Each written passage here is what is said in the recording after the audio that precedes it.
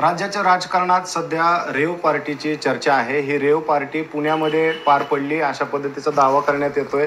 मीडियामध्ये याबाबतची मोठ्या प्रमाणावर चर्चा आहे. तर ही जी रेव पार्टी झाली तर शनिवारी उशिरा रात्री आणि रविवारी पहाटेच्या सुमारास खराडी या भागामध्ये झाली.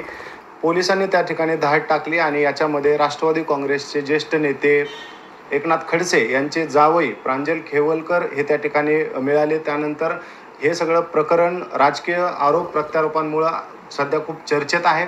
आज त्यांना न्यायालयामध्ये हजर केलं जाणार आहे. याबाबतचा निर्णय देखील काही त्यांना पुढे कस्टडी मिळणार, त्यांना जामीन मिळणार याबाबतचा निर्णय थोड्या वेळात येण्याची शक्यता आहे. मात्र तत्पूर्वी आपण माझ्यासोबत ज्येष्ठ वकील मिलिंद पवार सर आहेत, त्यांच्याकडनं आपण याबाबतच्या कायदेशीर बाबी समजून घेऊयात. रेव पार्टी त्याबाबतचं एकंदरीत जे काही कलम किंवा त्याबाबतच्या तरतुदी काय आहेत, ड्रग्सबाबत काय कायदा सांगतो याबाबत आपण त्यांच्याशी चर्चा करूयात. सर स्वागत आहे. नमस्कार. सर, माध्यमांमध्ये चर्चा आहे रेव पार्टीची, परंतु पोलिसांनी मात्र FIR मध्ये किंवा कुठेही रेव पार्टी असा उल्लेख केलेला नाही. तुमच्या दृष्टीने रेव पार्टी म्हणजे काय, कायदेशीर दृष्ट्या रेव पार्टी म्हणजे काय? आता कायद्याचा विचार केला तर 23 ऑगस्ट 1985 भारतीय संसदेने NDPS ॲक्ट हा अंमलात आणला.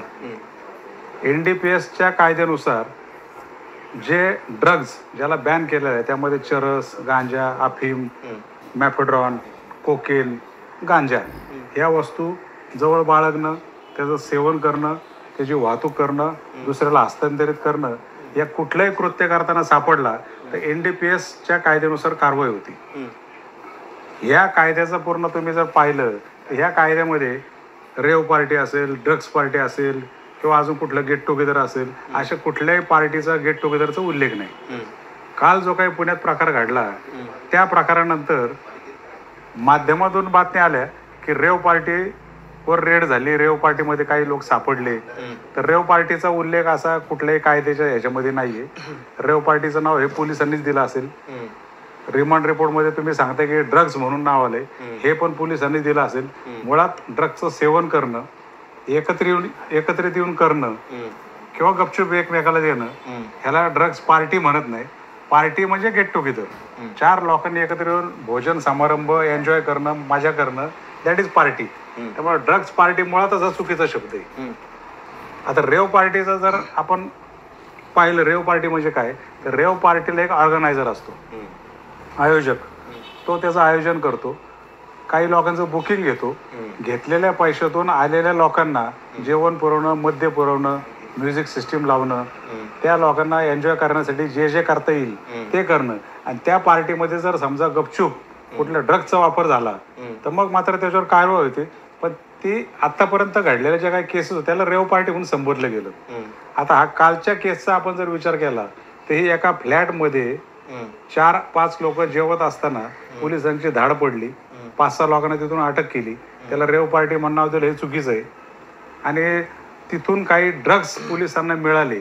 आता मुळात गांजा सापडला असंही म्हणतात, दारूच्या बाटल्या असं म्हणतात, आणि कोकेन काहीतरी सापडला असं म्हणतात. आता हा सगळा तपासाचा भाग आहे. ज्या वेळेला त्याचं केमिकलचे रिपोर्ट येतील ते कोकेन होतं का, कोकेन असेल तर NDPSची कारवाई बरोबर आहे. बाकी गांजा पर्सनल यूज कन्झम्पशनसाठी जर ठेवला असेल तर त्याला 1 वर्ष ते 6 महिन्यापर्यंत शिक्षा आहे. की ठराविक प्रकारचा गांजा तुम्ही सेवन करायला ठेवू शकता. तुम्ही हिमालयात जर गेले तर आपले साधू जे तपश्चर्याला बसलेत त्यांना गांजा हा त्या वातावरणासाठी लागतो, ते वापरतात, म्हणून काही NDPSच्या केसेस होत नाहीत. यात जर कोकेन सापडला असेल त्याचं प्रमाण किती आहे, आता ह्या रिपोर्टनुसार 2.78 काहीतरी दिसतंय. मग कायद्याने दिलेल्या प्रमाणापेक्षा जास्त असेल तर त्याला 10 वर्षापर्यंत पनिशमेंट आहे, 20,000 पर्यंत दंड आहे. आणि त्या अशा केसेसमध्ये जामीन व्हायला वेळ लागतो, ही वस्तुस्थिती. सर, कोकेनचं किंवा ड्रग्सचं सेवन करणं आणि सोबत बाळगणं याच्यासाठी काही वेगळ्या तरतुदी नाही. मुळात फक्त गांजा असेल, कमर्शियल क्वांटिटी विक्रीच्या उद्देशाने स्टोअर केला ठेवला तर तो गुन्हा आहे. स्वतः वापरासाठी ठेवला तोही गुन्हा आहे. पण ते ठेवला किती, त्याचं प्रमाण किती, त्यावर सगळं ठरतं. आणि राहिला प्रश्न ड्रग्ज, मग त्यामध्ये मग कोकेन, चरस, अफीम, मॅफेड्रॉन हे बाळगणंच मुळात गुन्हा आहे. हम्म. आणि सेवन केलं तरी गुन्हा आहे. काय शिक्षा होते त्यात? त्याला 10 वर्षापर्यंत पनिशमेंट आहे, 20,000 पर्यंत दंड आहे. हे सगळं सिद्ध झालं तरच्या गोष्टी आहेत. बरं, आता ह्या सगळ्या प्रकरणानंतर एक अशी चर्चा आहे की हे सगळं पोलिसांनीच प्लॅन केलेलं आहे. सध्या राजकीय आरोप प्रत्यारोप काय होत आहेत ते तुम्हाला माहिती आहे सध्या. मग हे सगळं प्रथमदर्शनी तुम्हाला वकील म्हणून काय वाटतंय? आता वकील म्हणून असं वाटतं की एक तर ते एकनाथ खडसेंचं जावं आहे डॉक्टर प्रांजल खेवलकर काहीतरी, ते तिथं सापडले.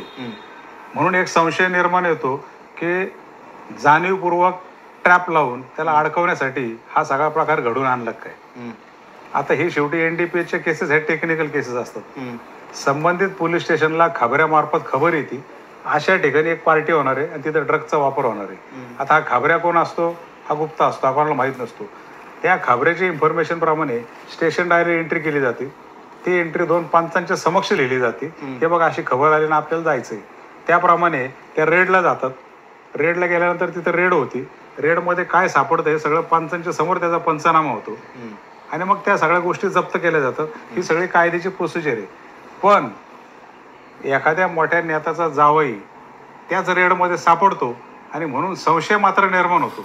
आता हे संशय निर्माण झाल्यानंतर हे आमचं किती खरं आहे, आम्ही केलेली रेड किती जेन्युइन आहे, किती खरी आहे, हे सगळं सिद्ध करण्याची जबाबदारी आता पोलिसांची. शेवटी वकिलांना आरोपी भेटतात. आज माध्यमांमध्ये जे काही बातम्या येतात ती एक बाजू झाली. रेड केली, व्हिडिओ काढले, अमकं जप्त केलं, हे जप्त केलं, ही सगळी इन्फॉर्मेशन पोलिसांथ्रू बाहेर येते. पण ज्या वेळेला प्रत्यक्षात आरोपी वकिलांना भेटतात आतल्या गोष्टी आम्हाला कळत असतात. खरा प्रकार काय घडला होता ते यायला वेळ लागतो, तो निश्चित प्रमाणात येईल तो. सर, पण आता आपण असं चर्चा करतोय सध्या राजकीय आरोप प्रत्यारोप आणि आपण जे बोलतो ते खूपच केसच्या अर्ली स्टेजवरती आपण बोलतोय. अजून तपास होईल, सगळ्या गोष्टी पुढं होतील. परंतु त्या ठिकाणी काही महिला आढळून आलेल्या आहेत. प्लस त्या ठिकाणी जर ज्या पद्धतीनं सांगण्यात येते की गांजा सापडलेला आहे, कोकेन सापडलेला आहे आणि त्यासोबतच एक तिथं आरोपी पण अगोदर त्याच्यावरचे गुन्हे दाखल आहेत अशा पद्धतीचा एक आरोपी पण तिथं आहे. मग ह्या परिस्थितीमध्ये समजा आपण ह्याला ट्रॅप कसा म्हणता येईल? कारण तुम्हाला आज जे खेवलकर आहेत ते काही लहान तर नाही आहेत, त्यांना कोणीतरी बोलवलं आणि त्या ठिकाणी गेले. नाही, ट्रॅप का म्हणायचं की कारण पोलिसांची ती प्रोसिजर आहे. पोलिसांना इन्फॉर्मेशन आली अशा ठिकाणी ड्रगचा वापर होणार आहे, त्या इन्फॉर्मेशनवर पोलीस तिथं रेड करायला गेले, ट्रॅप लावला म्हणून त्याला ट्रॅप म्हणायचं. मग आता हा ट्रॅप जाणीवपूर्वक लावला का घडून आणला का ह्या 5-6 आरोपी जे काही पकडले ह्यांच्यातलाच कोणी पोलिसांचाच माणूस होता? आता या सगळ्या हळूहळू तपासामध्ये तपासता येणार नाही, कारण तपास हा शेवटी पोलीस त्यांच्या फेवरलाच करतात, आरोपीच्या बाजूने कधी होत नाही. आरोपीच्या विरोधात जेवढा पुरावा गोळा करता येईल, केस त्यांची जेवढी कडक करता येईल त्या दृष्टीने पोलीस प्रयत्न करतात. पण आरोपी जेव्हा सगळे बारकावे सांगतो त्याचे पोलिसांना माहीत नसतात. कुठेतरी कॅमेरे लावलेले असतात, कुठेतरी कोणाचे तरी फोन असतात, प्रत्येकाचं लोकेशन असतं, कोणाचे कुठून कुठं फोन गेले, कुठला फोन वापरत होतं, त्यावरून बऱ्याचशा गोष्टी भविष्यामध्ये निष्पन्न होऊ शकतात. पण हा ट्रॅप होता, जाणीवपूर्वक केलेली कारवाई होती, ही ह्या स्टेजला एक वकील म्हणून आता सांगता येणं मला अवघड आहे. सर, या केसच्या निमित्तानं प्रायव्हसीचा पण एक मुद्दा चर्चेत आलेला आहे. काही व्हिडिओज व्हायरल झाले ज्याच्यामध्ये त्या महिलांचे चेहरे दिसत होते. प्रांजल खेवलकर यांच्याबाबतही सगळं व्हिडिओमधलं तिथले रेड मारतानाचे व्हिडिओ व्हायरल झाले. तर हे तुमच्या दृष्टीनं प्रायव्हसीचं उल्लंघन आहे का? नाही, उल्लंघन झालंच आहे ना. कारण काय शेवटी एका फ्लॅटमधली हे गेट टुगेदर आहे. आज आपल्या प्रत्येकाच्या घरामध्ये मित्रमंडळी, नातेवाईक, कॉलेज स्टुडंट असतात, एकमेकाच्या घरी गेट टुगेदर करतात, कोणाच्या फार्म हाऊसवर असतात. मग ते काय प्रत्येक काय त्याला आपण रेव पार्टी म्हणणार नाही. किंवा ड्रिंक्स, काही मद्य, काही दारू तिथं घेणारे असतात, एन्जॉय म्हणून ठेवतात, तो पण काही गुन्हा नाही. शेवटी बारमध्ये गेल्यानंतर तसं पाहिलं तर कायद्याने जो दारू प्राशन करतो त्याला सुद्धा लायसनची प्रोसिजर आहे. एक जुजबी 50-100 रुपये भरून तुम्हाला लायसन मिळतं. मग बारमध्ये गेल्यानंतर त्या बारच्या मालकाचं काम काय की बा तुझ्याकडे लायसन आहे का तर दारू पी. पण तसं होत नाही, हे सगळं चालत आलेलं आहे. दारूबंदी आपल्याकडे नाहीये. दारू लायसन नसणारे पितात, असणारे पितात, त्यामुळे तो काय गुन्हा नाहीये.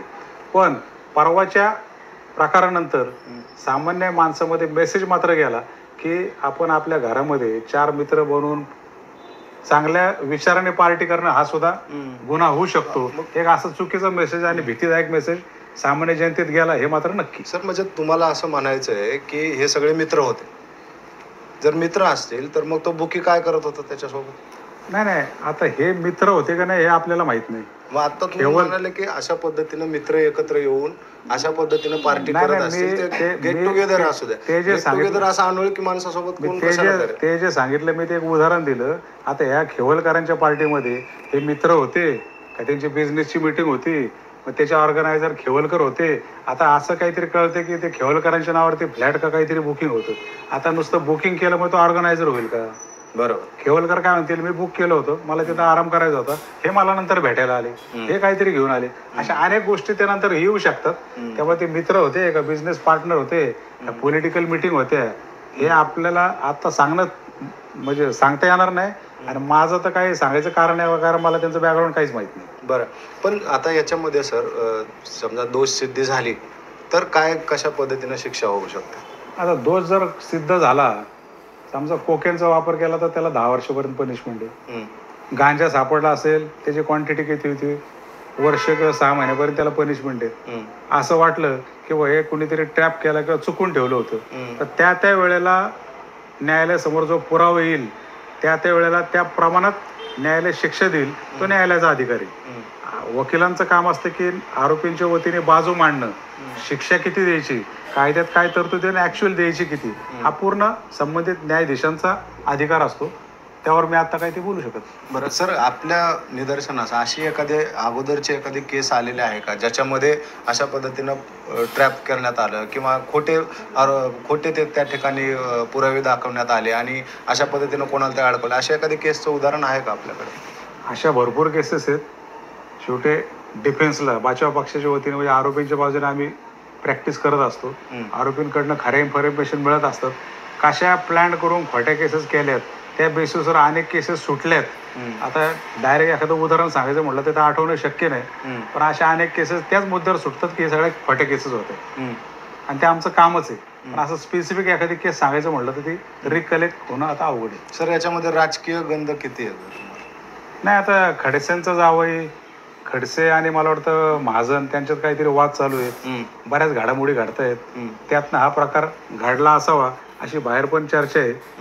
सकृतदर्शनी वर्तमानपत्र पाहिले किंवा बातम्या जरी पाहिल्या तर कोणाला संशय ना असं वाटतं की हे घडलं असावं. घडलं असेल खरंच तर शेवटी मला वाटतं खडसे पण परवा बोलले की खरंच घडलं असेल तर कायद्याप्रमाणे त्याला शिक्षा होईल. पण उगाच आमच्यावर म्हणजे बदला घ्यायच्या दृष्टीने किंवा आमची बदनामी करायच्या दृष्टीने करत असेल तर चुकीचं असं काहीतरी ते बोललेत. त्यामुळे त्यांनी पण समर्थन केलंय आणि त्यांच्या बोलण्यातून असं जाणवतं की सगळा ट्रॅप लावलेला आहे.